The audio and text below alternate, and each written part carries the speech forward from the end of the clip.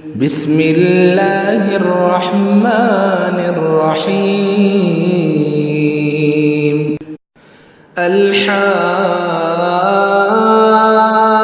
الحاقة ما الحاقة وما أدراك ما الحاقة كذبت ثمود وعاد بالقارعة فأما ثمود فأهلكوا بالطاغية وأما عاد فأهلكوا بريح صرصر عاتية سخرها عليهم 7 ليال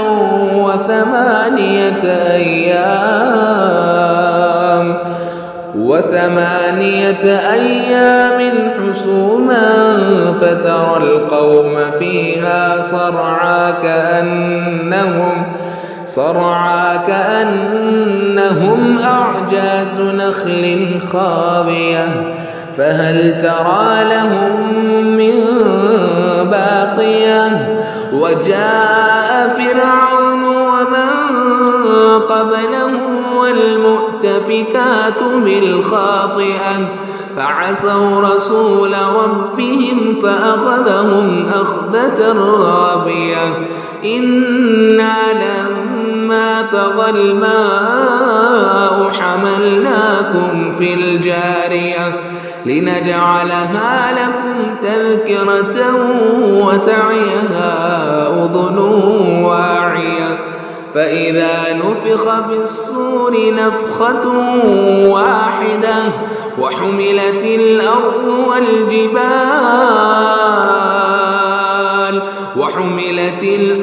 والجبال فدكتا دكة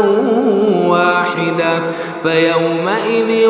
وقعت الواقعة وانشقت السماء فهي يومئذ واهية والملك على أرجائها ويحمل عرش ربك فوقهم يومئذ 8 يومئذ تعرضون لا تخفى منكم خافية فأما من أوتي كتابه بيمينه فيقول هاؤم اقرءوا كتابيه إني ظننت أني ملاق حسابيه فهو في عيشة راضية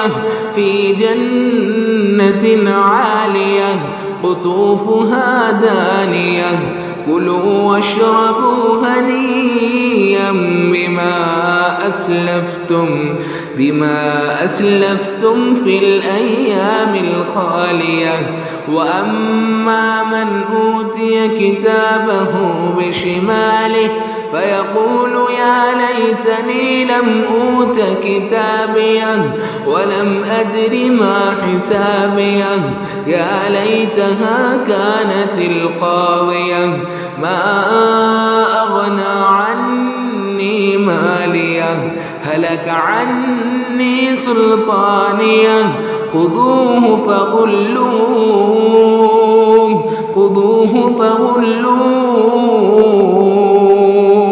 ثم الجحيم صلوه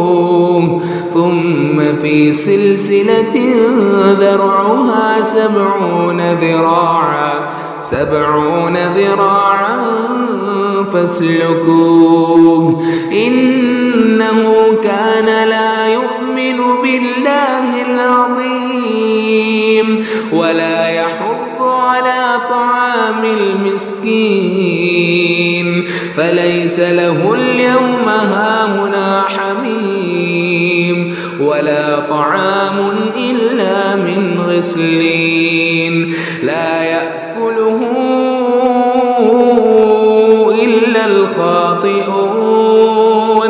فلا أقسم بما تبصرون وما لا تبصرون إنه لقول رسول كريم وما هو بقول شاعر قليلا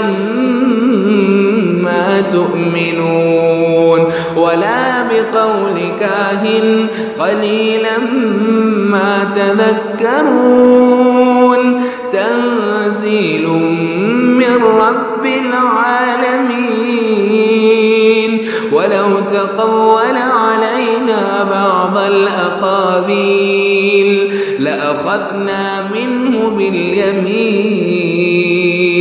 ثم لقطعنا منه الوتين فما منكم من أحد عنه حاجزين وإنه لتذكرة للمتقين وإنا لنعلم أن منكم مكذبين وإنه لحسرة على الكافرين وإنه لحق اليقين فسبح باسم ربك العظيم